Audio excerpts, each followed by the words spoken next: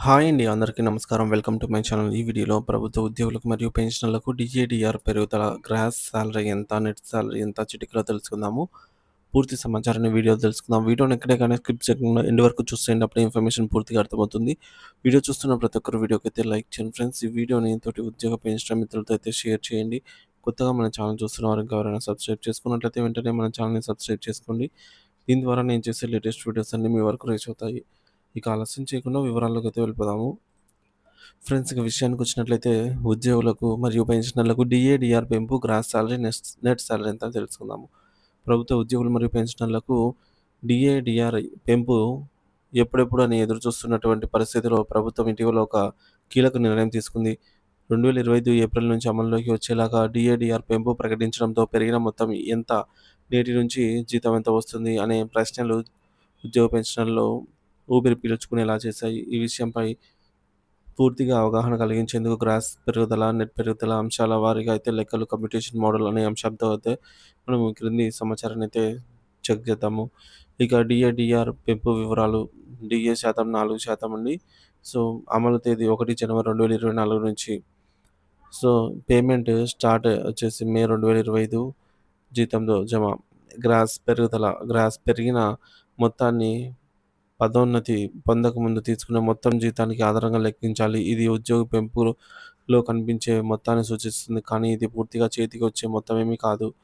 ఉదాహరణకు basic pay 35,000 ఉన్నట్లయితే ఇందులో 4% పెంపుతో 1,400 డీఏ రూపం అయితే వస్తుంది. సో, గ్రాస్‌లో 1,400 అయితే పెరుగుతుందనమాట. నెట్ పెరుగుదల అంటే ఏమిటి?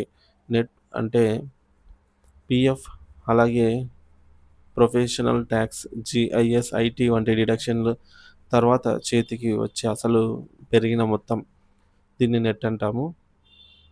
ఉదాహరణకు గ్రాస్ పెంపు 1,400 ఉన్నట్లయితే డిడక్షన్స్ అంచనా 300 అనుకుంటే నెట్ పెరిగిన జీతం వచ్చేసి 1,100గా ఉంటుంది. సో, డిడక్షన్స్ అన్నీ పోను వచ్చేది మనకు నెట్ అమౌంట్ అనమాట. అదే మనకు క్రెడిట్ అవుతుంది. సో, నెట్ పెరుగుదల ఉద్యోగి చేతికి వచ్చే నిజమైన లాభము.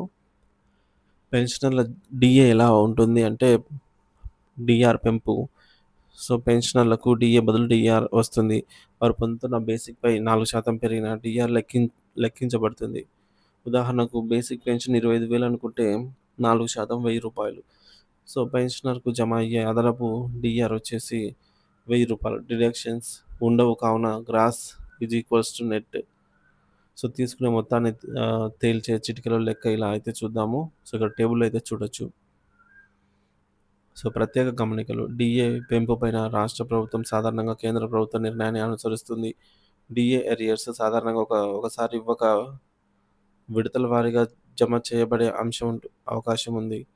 ప్రస్తుతం 5 డీఏలు పెండింగ్‌లో ఉన్నాయి. అందుకే మొత్తం బకాయిలు జమ చేయాలన్న డిమాండ్లు పెరుగుతున్నాయి. ఉద్యోగి సంఘాల డిమాండ్ ఏమిటంటే పెండింగ్ డీఏలు వెంటనే చెల్లించాలి. ప్రతి 6 నెలలకు డీఏ గణన. సో, డీఏను సవరించాల్సి అయితే ఉంటుందన్నమాట. ఇక డీఏడీఆర్ పెంపు కొంత ఊరట ఇచ్చే అంశమే అయినా ఇది ఉద్యోగి జీవన ఖర్చుల పెరుగుదల ముందు చిన్నది మాత్రమే. కనీసం డీఏలను తక్షణమే జమ చేయడం, బకాయిలు చెల్లించడం ద్వారా ప్రభుత్వం, ఉద్యోగి, పెన్షనర్‌కు గౌరవాన్ని చాటవచ్చు.